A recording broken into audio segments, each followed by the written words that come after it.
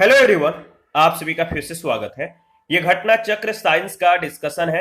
हम लोग फिजिक्स को डिस्कस करें। फिजिक्स में हमारा टॉपिक चल रहा है अंतरिक्ष प्रौद्योगिकी। और इससे पहले वाले सेशन में इससे रिलेटेड 85 तक प्रश्नों को हम लोगों ने डिस्कस कर लिया था। आज का जो सेशन है 86 से स्टार्ट करेंगे। डिस्कशन को स्टार्ट करने से पहले मैं बता दूं कि इसका पीडीएफ अवेलेबल है। अगर आपको पीडीएफ चाहिए तो Telegram channel, Telegram quiz group या चैनल के कम्युनिटी बॉक्स में जाइए, वहां पर इसके रिगार्डिंग में इंफॉर्मेशन को अपडेट कर दिया गया है। तो चलिए स्टार्ट करते हैं। 86 में पूछा गया कि निम्नलिखित युग्मों पर विचार कीजिए। एक तरफ इसरो के केंद्र और दूसरे तरफ स्थान दिया गया है, यानी आपको बताना है कि कौन सा स्थान कहां पर है। जैसे VSSC यानी विक्रम साराभाई अंतरिक्ष केंद्र क्या केरल में है? बिल्कुल सही। URSC जो है ये उपग्रह केंद्र क्या कर्नाटक के बंगलुरु में है? ये भी सही है। लेकिन NRSC उत्तराखंड में नहीं है और भारतीय सुदूर संवेदन हैदराबाद में नहीं है। यानी ए और बी बिल्कुल सही जवाब है। ऑप्शन ए बिल्कुल राइट ऑप्शन है। विक्रम साराभाई अंतरिक्ष केंद्र त्रिवेंद्रम केरल में स्थित है, जबकि राव उपग्रह केंद्र जो है राव उपग्रह केंद्र ये कर्नाटक के बंगलुरु में है। और राष्ट्रीय सुदूर संवेदन केंद्र हैदराबाद में, भारतीय सुदूर संवेदन संस्थान देहरादून में और IIRS भारतीय अंतरिक्ष अनुसंधान संगठन यानी इसरो अंतरिक्ष विभाग भारत सरकार की एक यूनिट है। 87 है भारतीय रिमोट सेंसिंग संस्थान स्थित है। भारतीय रिमोट सेंसिंग संस्थान कहां पर स्थित है? कुछ ही सेकंड पहले इसके बारे में हम लोगों ने डिस्कस किया था। इसका सही जवाब है देहरादून। ऑप्शन ए बिल्कुल राइट ऑप्शन है। त्रिवेंद्रम अवस्थित विक्रम साराभाई अंतरिक्ष केंद्र मुख्यतः संबंधित है।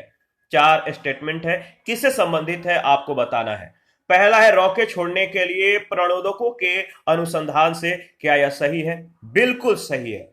दूसरा है मौसम से संबंधित समस्याओं के जांच के लिए ध्वनिपूर्ण रॉकेटों का प्रक्षेपित करने से। दूसरा स्टेटमेंट गलत है। इसके बाद तीसरा स्टेटमेंट दिया गया है कि अंतरिक्ष यान के डिजाइन तथा निर्माण से, यह भी गलत है। चौथा सही है उपग्रह प्रक्षेपण वाहनों के विकास से। यानी पहला और चौथा स्टेटमेंट इसके संदर्भ में सही है।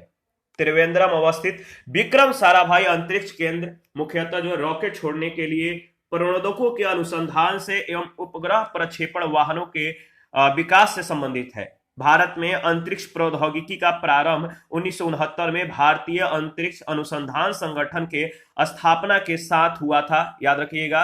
अगर बात करें तो भारतीय अंतरिक्ष कार्यक्रम को नई दिशा देने का जो श्रेय है याद रखिए स्वर्गीय डॉक्टर विक्रम साराभाई को जाता है। किसका नाम? डॉक्टर विक्रम साराभाई। देखिए इन्हीं के द्वारा भारतीय अंतरिक्ष कार्यक्रम की नीति जो है तैयार की गई, जिसमें इस प्रौद्योगिकी के व्यवहारिक प्रयोग को प्राथमिकता दी गई। 89 है थुम्बा रॉकेट छोड़ने का जो केंद्र अवस्थित है वो कहां पर है? बताइए, थुम्बा रॉकेट छोड़ने का जो केंद्र है कहां अवस्थित है? तो याद रखिएगा इसका सही जवाब हो जाएगा 89 का। बताइए, केरल में थुम्बा रॉकेट छोड़ने का जो केंद्र है केरल में है, तिरुवनंतपुरम में अवस्थित है। केरल की राजधानी तिरुवनंतपुरम में। और 90 नंबर है श्रीहरिकोटा द्वीप किसके निकट अवस्थित है? बहुत बार यह प्रश्न पूछा जा चुका है। श्रीहरिकोटा द्वीप किस झील के निकट या किस नदी के मुहाने के निकट अवस्थित है? सही जवाब है पुलिकट झील के निकट। श्रीहरिकोटा आंध्र प्रदेश राज्य के तटीय क्षेत्र में स्थित एक द्वीप है। इसी स्थान पर सतीश धवन अंतरिक्ष केंद्र में भारत का एकमात्र उपग्रह प्रक्षेपण केंद्र स्थित है। श्रीहरिकोटा द्वीप पुलिकट झील को बंगाल के खाड़ी के समुद्र से अलग करता है। 91 श्रीहरिकोटा रेंज जो कि भारत का उपग्रह छोड़ने का केंद्र है, किस राज्य में अवस्थित है? सेम प्रश्न सेम जवाब। आपको मालूम है इसका सही जवाब क्या होगा? किस राज्य में श्रीहरिकोटा रेंज अवस्थित है? तो याद रखिएगा आंध्र प्रदेश। प्रश्न संख्या 92 है सूची 1 सूची 2 के साथ आपको मिलान करना है। एक बार इसको एनालिसिस करके बताइए कि इसका सही जवाब क्या होगा। देखिए, एक तरफ स्थान है, दूसरे तरफ कार्य। काकरापारा कहां पर है? काकरापारा का जो संबंध है न्यूक्लियर पावर प्लांट से, Kakrapar nuclear power plant. Pokhran का जो संबंध है परमाणु बम विस्फोट स्थल से, परमाणु बम विस्फोट स्थल। थुम्बा का जो संबंध है किससे है, तो याद रखिए रॉकेट प्रमोचन केंद्र से, ठीक है। और श्रीहरिकोटा उपग्रह प्रमोचन स्टेशन है। तो इसका जो सही ऑप्शन हो जाएगा वो हो जाएगा सी। दोबारा से इसको रिवाइज कर लेते हैं। काकरापारा न्यूक्लियर पावर प्लांट से संबंधित है, पोखरण परमाणु बम विस्फोट स्थल से, थुम्बा रॉकेट प्रमोचन केंद्र, श्रीहरिकोटा उपग्रह प्रमोचन स्टेशन से। 93 है, फरवरी 2004 में एक विस्फोट हुआ भारत के अंतरिक्ष केंद्र, कहां पर? फरवरी 2004 में एक विस्फोट हुआ किस भारत के अंतरिक्ष केंद्र पे? स्थान बताइए। तो सही जवाब है श्रीहरिकोटा में, C option is right option. देखिए फरवरी 2004 में श्रीहरिकोटा स्थित सतीश धवन अंतरिक्ष केंद्र में विस्फोट हुआ था। यह विस्फोट अंतरिक्ष केंद्र के ठोस प्रणोदक अंतरिक्ष बूस्टर संयंत्र में हुआ था। 94 है, कथन ए कह रहा है कि एक हवाई जहाज के पंख की ऊपरी सतह उन्नतोदर बनाई जाती है और निचली सतह जो है, नीचे की जो सतह है नतोदर बनाई जाती है। कारण आर, शीर्ष भाग यानी टॉप पर वायु प्रवाह की द्रुत गति कम होती है और इसलिए आधे भाग में शीर्ष भाग से दबाव कम रहता है। इनमें से जो सत्य है, दोनों में से कौन सा कथन सत्य है आपको बताना है। तो देखिए इसमें कथन ए सही है लेकिन कारण आर सही नहीं है, यानी डी ऑप्शन। इसके बारे में डिस्कस कर लेते हैं। देखिए अगर बात करें तो एक हवाई जहाज के पंख के ऊपरी सतह जो होता है उन्नतोदर बनाई जाती है, निचली सतह नतोदर बनाई जाती है, इसलिए कथन ए जो है सत्य हो जाता है। वायुयान के पंख की अनुप्रस्थ काट के आकार की संरचना इस प्रकार से होती है कि पंख के ऊपर की जो हवा है, ऊपर की ओर जो हवा होती है गति, ऊपर के हवा की जो गति होती है इसके नीचे के हवा के गति से अधिक होती है। यानी पंख के ऊपर के हवा की जो गति है इसके नीचे की जो वायु है इसके गति से अधिक होती है। इस प्रकरण अगर बात करें तो इस प्रकार जो पंख के ऊपर एक निम्न वायु दाब का क्षेत्र बन जाता है और इस कारण विमान ऊपरी बल के द्वारा जो है ऊपर की ओर उठने लगता है। 95 है, हवाई जहाज के ब्लैक बॉक्स का रंग कैसा होता है? हवाई जहाज के ब्लैक बॉक्स का रंग कैसा होता है? सही जवाब है नारंगी, डी ऑप्शन बिल्कुल करेक्ट ऑप्शन है। वायुयानों में ब्लैक बॉक्स का जो कलर होता है ऑरेंज होता है ताकि उन्हें किसी दुर्घटना के बाद ढूंढने में सरलता हो। यह एक ऑडियो रिकॉर्डिंग डिवाइस होती है जो कि वायुयानों के कॉकपिट में पायलटों की बातचीत को रिकॉर्ड करती है और कुछ अनहोनी घटित होने पर जांच करता है, इसके माध्यम से निष्कर्ष प्राप्त करते हैं। चंद्रमा एक क्या है? चंद्रमा एक क्या है बताइए, और किसका ये उपग्रह है आप ही बताइए। देखिए अगर बात करें तो चंद्रमा एक उपग्रह है और ये किसका एक उपग्रह है आपको कमेंट करके बताना है। 97 है, चंद्रमा किस तारीख को चंद्र कक्ष में पहुंचता है? चंद्रमा किस तारीख को चंद्र कक्ष में पहुंचा? इसका सही जवाब है 8 नवंबर, सी ऑप्शन। चंद्रयान 1 भारत का पहला मानव रहित चंद्र मिशन था। इस मिशन को भारतीय अंतरिक्ष अनुसंधान संगठन के द्वारा 22 अक्टूबर 2008 को चंद्रमा पर जो है स्थापित करने के लिए भेजा गया। यह 30 अगस्त 2009 तक सक्रिय रहा, एक्टिव रहा। 8 नवंबर 2008 को चंद्रयान भारतीय समय अनुसार करीब 5 बजे चंद्रमा के कक्षा में स्थापित हो गया। इसके बाद प्रश्न संख्या 98, भारत के चंद्र मिशन के अंतरिक्ष यान का क्या नाम है? बताइए। भारत के चंद्र मिशन के अंतरिक्ष यान का जो नाम है चंद्रयान 1 भी है और चंद्रयान 2 भी है। 22 अक्टूबर 2008 को प्रक्षेपित भारत के चंद्र मिशन अंतरिक्ष यान का नाम चंद्रयान 1 है। यह आंध्र प्रदेश के श्रीहरिकोटा अंतरिक्ष प्रक्षेपण केंद्र से प्रक्षेपित किया गया था। चंद्रयान 2 भी भारतीय चंद्र अभियान का ही एक हिस्सा है। इस मिशन का प्रक्षेपण 22 जुलाई 2019 को GSLV मार्क 3 M1 रॉकेट के द्वारा किया गया। 99 है। चंद्रयान 1 का प्रक्षेपण किया गया था कहां से? चंद्रयान 1 का प्रक्षेपण कहां से किया गया था? इसका सही जवाब हो जाएगा, आप लोग कमेंट बहुत कम करते हैं, प्लीज कमेंट किया करिए। इसका सही जवाब है आंध्र प्रदेश से। चंद्रयान 2 के प्रोजेक्ट डायरेक्टर कौन थे? चंद्रयान 2 के प्रोजेक्ट डायरेक्टर कौन है बताइए, इनमें से ऑप्शन देखकर बताइए। इसका सही जवाब हो जाएगा doctor M Annadurai. Doctor M Annadurai, D option. Chandrayaan 2 जो है भारतीय अंतरिक्ष अनुसंधान संगठन का एक चंद्र अन्वेषण अभियान है, याद रखिएगा। जीएसएलवी प्रक्षेपण यान के द्वारा जुलाई 2019 में प्रक्षेपित इस अभियान में भारत निर्मित एक लूनर ऑर्बिट जो है ऑर्बिटर विक्रम लैंडर के तथा प्रज्ञान नामक एक रोवर को जो है शामिल किया गया था, और डॉक्टर मायल स्वामी अन्नादुरै के नेतृत्व में चंद्रयान 1 अभियान को सफलतापूर्वक जो है अंजाम देने वाली टीम ने चंद्रयान 2 पर भी काम किया। चंद्रयान 2 अभियान के संबंध में क्या सही नहीं है वो बताइए।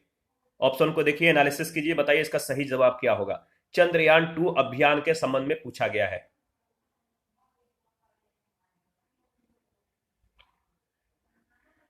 देखिए इसका सही जवाब हो जाएगा, इस अभियान में चंद्रमा के उत्तरी ध्रुव को अन्वेषण के लिए लक्षित किया गया। सी ऑप्शन जो है सही नहीं है। ठीक है, इसके बारे में अगर बात करें तो तत्कालीन प्रधानमंत्री मनमोहन सिंह की अध्यक्षता में 2008 में हुई केंद्रीय मंत्रिमंडल बैठक में चंद्रयान 2 मिशन को स्वीकृति प्रदान की गई थी। चंद्रयान 2 चंद्रयान 1 के बाद भारतीय अंतरिक्ष अनुसंधान संगठन के द्वारा यानी इसरो के द्वारा विकसित दूसरा चंद्र अन्वेषण मिशन है। चंद्रयान 2 को 22 जुलाई 2019 को आंध्र प्रदेश के श्रीहरिकोटा के सतीश धवन अंतरिक्ष केंद्र के सार से जो है लॉन्च किया गया। इसमें जो है विक्रम लैंडर और प्रज्ञान रोवर भी शामिल था, जो चंद्रयान के या चंद्रमा के दक्षिण ध्रुवीय क्षेत्र में अन्वेषण के लिए लक्षित किया गया था। हालांकि लैंडर का लैंडर के बारे में अगर बात करें तो लैंडर का चंद्रमा के सतह पर उतरने के दौरान पृथ्वी पर स्थित कंट्रोल रूम से संपर्क जो है टूट गया था। 102 है, जुलाई 2019 में अंतरिक्ष यान चंद्रयान 2 को किस भारतीय राज्य से प्रक्षेपित किया गया था? बताइए। जुलाई 2019 में अंतरिक्ष यान चंद्रयान 2 को किस भारतीय राज्य से प्रक्षेपित किया गया था? यह चंद्रमा के लिए अभियान था, चंद्रमा अन्वेषण के लिए। और चंद्रयान 2 को किस भारतीय राज्य से प्रक्षेपित किया गया था? इसका सही जवाब हो जाएगा, याद रखिएगा, आंध्र प्रदेश से, बी ऑप्शन। 22 जुलाई 2019 को आंध्र प्रदेश के श्रीहरिकोटा स्थित सतीश धवन अंतरिक्ष केंद्र सार के द्वितीय लॉन्च पैड से जीएसएलवी मार्क 3 M1 रॉकेट के द्वारा भारत के चंद्रयान 2 मिशन का जो है प्रक्षेपण सफलतापूर्वक संपन्न किया गया। इसके बाद है प्रश्न संख्या 103। चंद्रयान 2 अंतरिक्ष यान को प्रक्षेपित करने के लिए इसरो के द्वारा किस जियोसिंक्रोनस उपग्रह प्रक्षेपण यान का प्रयोग किया गया था? काफी महत्वपूर्ण सवाल है और ये सवाल भी कई बार पूछा गया है। इसका जवाब भी आपको मालूम है, ऊपर कुछ ही सेकंड पहले हम लोगों ने डिस्कस किया था।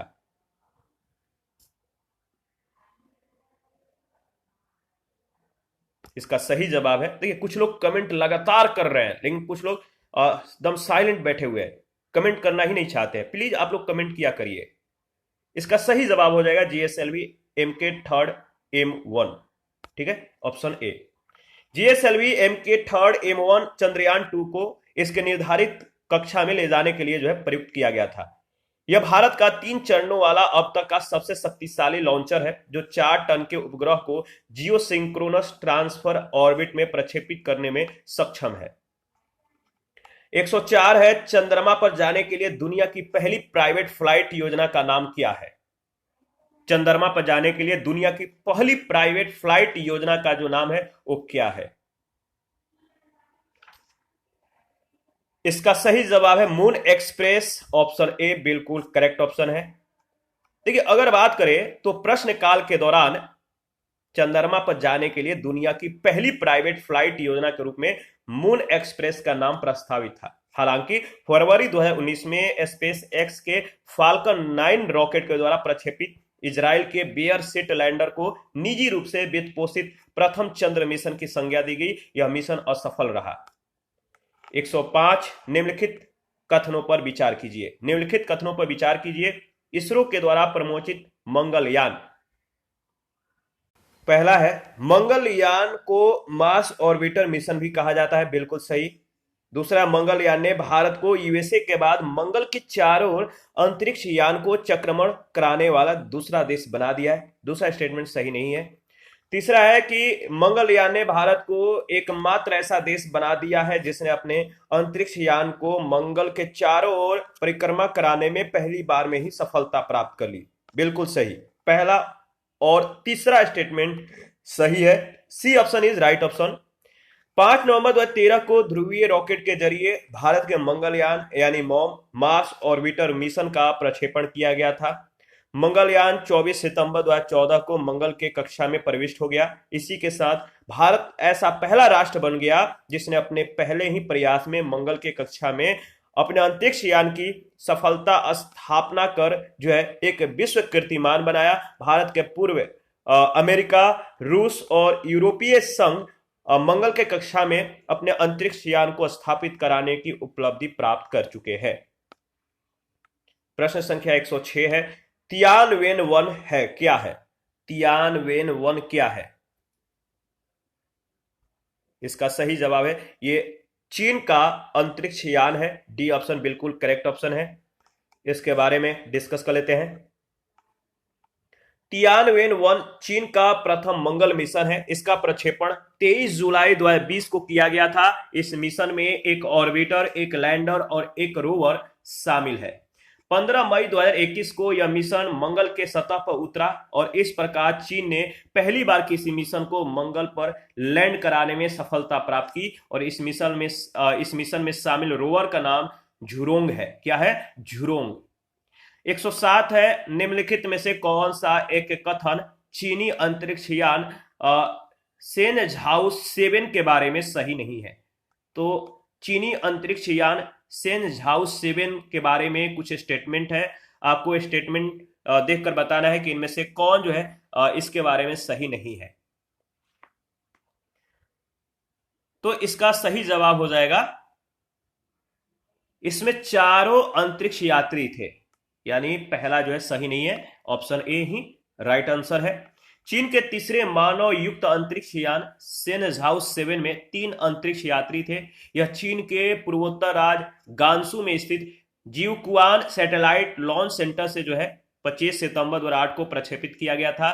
शेनझाओ कार्यक्रम के तहत ही एक मानव युक्त अंतरिक्ष यान शेनझाओ 9 को 16 जून 2012 को प्रक्षेपित किया गया और इस मिशन के द्वारा चीन की पहली महिला अंतरिक्ष यात्री लियू यांग को अंतरिक्ष में भेजा गया था। प्रश्न संख्या 108 है, अगस्त 2016 में चीन ने मिसियस उपनाम से जो है एक प्रणाली विकसित की है, जो क्या है? जो है अगस्त 2016 में चीन ने मिसियस उपनाम से एक प्रणाली विकसित की है, जो है क्या है? इसका सही जवाब हो जाएगा जो एक क्वांटम उपग्रह संचार प्रणाली है। बी ऑप्शन बिल्कुल राइट आंसर है। 16 अगस्त 2016 को चीन के द्वारा विश्व के पहले क्वांटम संचार उपग्रह इसका प्रक्षेपण जो है किया गया।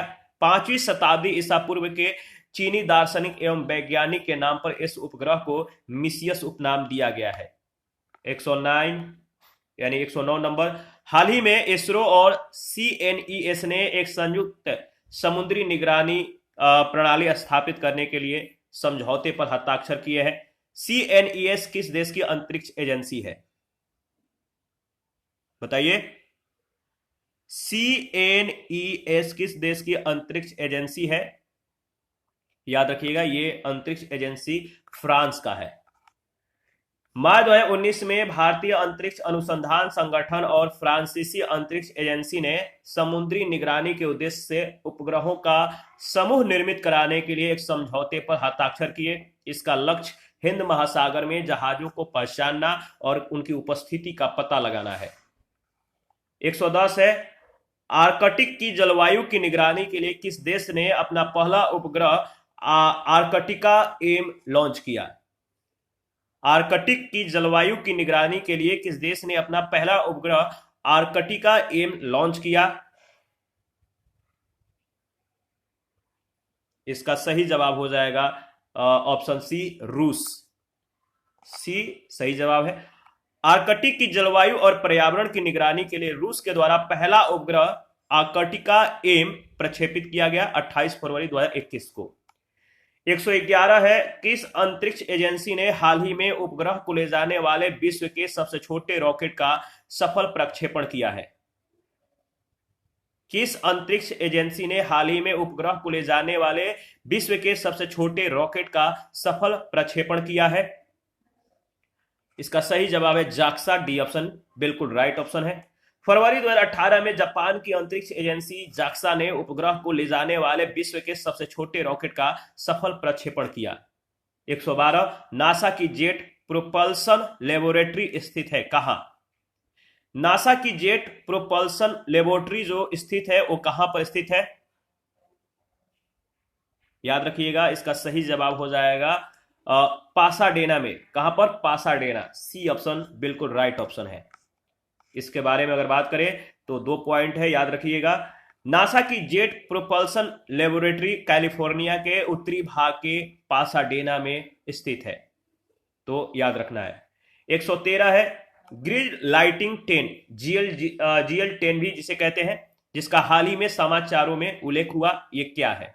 ग्रिड लाइटिंग 10 या GL10 जिसका हाल ही में समाचारों में काफी उल्लेख किया गया, ये क्या है? इसका सही जवाब हो जाएगा नासा के द्वारा परीक्षित विद्युत विमान, ऑप्शन ए बिल्कुल करेक्ट ऑप्शन है।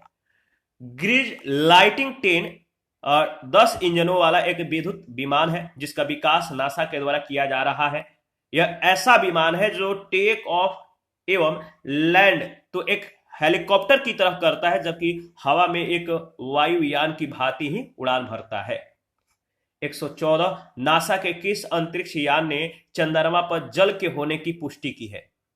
नासा के किस अंतरिक्ष यान ने चंद्रमा पर जल के होने की पुष्टि की है? सही जवाब है सोफिया, सी ऑप्शन। देखिए, अक्टूबर 2020 में अमेरिकी अंतरिक्ष एजेंसी नासा ने सूर्य की रोशनी से प्रकाशित चांद के सतह पर पानी की खोज की है। चंद्रमा पर पानी की खोज नासा की stratospheric observatory for infrared astronomy ने यानी सोफिया ने की। सोफिया ने चंद्रमा के दक्षिणी गोलार्ध में स्थित पृथ्वी से दिखाई देने वाले सबसे बड़े क्रेटरों में से एक है और क्लेवियस क्रेटर में पानी के अणुओं का पता लगाया है, H2O का। 115 है, नासा का डीप इम्पैक्ट अंतरिक्ष मिशन कौन से धूमकेतु केंद्र के विस्तृत चित्र लेने के लिए प्रयोग में लाया गया? नासा का डीप इम्पैक्ट अंतरिक्ष मिशन कौन से धूमकेतु केंद्र के विस्तृत चित्र लेने के लिए प्रयोग में लाया गया? इसका सही जवाब हो जाएगा ऑप्शन डी, टेम्पल 1। डी इसका सही जवाब है, टेम्पल 1। इसके बारे में अगर बात करें तो डीप इम्पैक्ट अमेरिकी अंतरिक्ष एजेंसी नासा के द्वारा 12 फरवरी, याद रखिएगा, 12 फरवरी 2005 को प्रक्षेपित एक अंतरिक्ष अन्वेषक अभियान है। यह अंतरिक्ष यान डेल्टा 2 के द्वारा टेम्पल 1 धूमकेतु के अन्वेषण के लिए प्रक्षेपित किया गया था। 429 मिलियन किलोमीटर की यात्रा 174 दिवसों में संपन्न कर डीप इम्पैक्ट का स्मार्ट इम्पैक्टर इससे अलग होकर 4 जुलाई 2005 को टेम्पल 1 से टकराया और इम्पैक्टर ने इसको जो है नाभिक में प्रवेश करके धूमकेतु के पदार्थों के चित्र को पृथ्वी पर जो है संप्रेषित करने में सफलता प्राप्त की या सहायता प्रदान की। डीप इम्पैक्ट अभियान के माध्यम से पहली बार किसी धूमकेतु के नाभिक में प्रवेश कर उसके ग्रहीय पदार्थों का चित्र प्राप्त करने में सफलता प्राप्त हुई। पूर्व के याद रखिए गिवोटो एवं स्टार डस्ट अभियानों के द्वारा केवल धूमकेतु के सतह पर या सतह का चित्र प्राप्त करने में इसने सफलता प्राप्त की। प्रश्न संख्या 116 है, नासा के मंगल ग्रह पर यान का क्या नाम है? नासा के मंगल ग्रह पर यान का नाम जो है वो है आपका फिनिक्स। Option A. फिनिक्स एक रोबोटिक अंतरिक्ष यान है जिसे नासा के मंगल स्काउट कार्यक्रम के तहत मंगल ग्रह पर अन्वेषण के लिए भेजा गया था। यह अंतरिक्ष यान 25 मई 2008 को मंगल पर उतरा था। यह मिशन नवंबर 2008 तक कार्यशील रहा। 117 है, मंगल ग्रह पर जनवरी 2004 में पहुंचने वाला प्रथम अमेरिकन रोवर था। इनमें से कौन था? 2004 में मंगल ग्रह पर पहुंचने वाला पहला अमेरिकन रोवर था। इसका सही जवाब है, बताइए। इसका सही जवाब है एस्पिरिट, यानी सी ऑप्शन। एस्पिरिट रोवर जो है नासा के मंगल अन्वेषण रोवर मिशन के तहत मंगल पर भेजे गए 2 रोवरों में से एक था। यह एक रोबोटिक रोवर है जो 4 जनवरी 2004 को मंगल पर सफलतापूर्वक जो है लैंड हुआ। यह रोवर 2010 तक क्रियाशील रहा। दूसरा रोवर अपॉर्चुनिटी 2018 तक क्रियाशील रहा। नासा के मार्स साइंस लेबोरेटरी मिशन के तहत एक अन्य रोवर क्यूरोसिटी 26 नवंबर 2011 को प्रक्षेपित किया गया था, जो अगस्त 2012 में मंगल के गेल क्रेटर पर लैंड हुआ। नासा के द्वारा जुलाई 2020 में मंगल 2020 मिशन के तहत परसेवेरेनस नामक रोवर का प्रक्षेपण किया गया। याद रखिएगा। आगे बढ़ते हैं। प्रश्न संख्या नेक्स्ट है, पूछा गया है कि नासा के अनुसार मंगल ग्रह पर उपस्थित जीवन के अब तक पाए गए लक्षणों में सम्मिलित है। क्या क्या लक्षण सम्मिलित है? नासा के अनुसार मंगल ग्रह पर उपस्थित जीवन के अब तक पाए गए लक्षणों में जो सम्मिलित है वो लक्षण कौन कौन सा सम्मिलित है? तो सही जवाब है जल, जिप्सम और मीथेन, सी ऑप्शन। नासा के स्पिरिट तथा अपॉर्चुनिटी मिशनों के फलस्वरूप मंगल पर सल्फेट की उपस्थिति के प्रमाण प्राप्त हुए हैं, जो स्पष्ट रूप से इस बात का संकेत देते हैं कि पूर्व में इस ग्रह पर जल उपस्थित था। जिप्सम जो कि एक प्रकार का सल्फेट है, इसकी उपस्थिति भी मंगल ग्रह पर दर्ज की गई। मंगल के वायुमंडल में मीथेन की उपस्थिति से वहां जीवन की संभावना व्यक्त की गई है। 119 है, अमेरिकी पत्रिका विज्ञान यानी साइंस के द्वारा 26 जुलाई 2018 को जारी रिपोर्ट के अनुसार एक विशाल भूमिगत झील का पता किस ग्रह पर चला है? अमेरिकी पत्रिका विज्ञान के द्वारा 26 जुलाई 2018 को जारी रिपोर्ट के अनुसार एक विशाल भूमिगत झील का पता किस ग्रह पर चला है? इसका सही जवाब क्या होगा? इसका सही जवाब हो जाएगा ऑप्शन डी, मंगल पर। हाल ही में अमेरिकी जर्नल साइंस में प्रकाशित एक अध्ययन में शोधकर्ताओं ने मंगल ग्रह पर पहली बार विशाल भूमिगत झील खोजने का दावा किया है। मंगल के हिमखंड के नीचे अवस्थित यह झील लगभग 20 किलोमीटर चौड़ी है। प्रश्न संख्या 120, मीथेन उपस्थित है वायुमंडल में। मीथेन उपस्थित है वायुमंडल में। किसके वायुमंडल में मीथेन उपस्थित है? तो मंगल के और बृहस्पति के। सी एवं डी दोनों सही है। बृहस्पति के वायुमंडल में 90% हाइड्रोजन, 10% हीलियम और 0.7% मीथेन और अल्प मात्रा में अमोनिया, सल्फर और जलवाष्प मौजूद है। नासा के क्यूरोसिटी मिशन से प्राप्त आंकड़ों से मंगल के वायुमंडल में भी मीथेन की उपस्थिति के संकेत मिले हैं। प्रश्न संख्या 121 है, शनि ग्रह के वायुमंडल में निम्नलिखित में से कौन सी गैस सबसे अधिक मात्रा में पाई जाती है? शनि ग्रह के वायुमंडल में निम्नलिखित में से कौन सी गैस सबसे अधिक मात्रा में पाई जाती है? इसका सही जवाब हो जाएगा ऑप्शन डी, मीथेन। इसके बारे में अगर बात करें तो देखिए, शनि ग्रह का वायुमंडल लगभग 75% हाइड्रोजन और 25% हीलियम से निर्मित है, बना हुआ है। साथ ही अल्प मात्रा में मीथेन और जल, हिम यानी वाटर आइस इत्यादि की उपस्थिति भी दर्ज की गई है। अतः दिए गए विकल्प में सर्वाधिक उपयुक्त जो उत्तर है वो विकल्प डी होगा। 122, निम्नलिखित में से किस ग्रह का घनत्व सबसे कम है? किस ग्रह का जो घनत्व है वो सबसे कम है? तो बात करें तो इसका सही जवाब हो जाएगा ऑप्शन डी, शनि का। देखिए, सौर मंडल के 8 ग्रहों में शनि ग्रह का घनत्व सबसे कम है। बुध का औसत घनत्व 5.4 ग्राम प्रति सेंटीमीटर क्यूब है। शुक्र का 5.2 ग्राम प्रति सेंटीमीटर क्यूब, पृथ्वी का 5.5 है, मंगल का 3.9 है, बृहस्पति का 1.3 है, शनि का 0.7 है, यूरेनस का 1.3 है और नेपच्यून का 1.6 है। इसी के साथ आज का सेशन समाप्त करते हैं। नेक्स्ट सेशन में बचे हुए प्रश्नों को कवर करेंगे। आप अपना प्रतिक्रिया देते रहिए। आपके प्रतिक्रियाओं का बेसब्री से हमें इंतजार रहता है।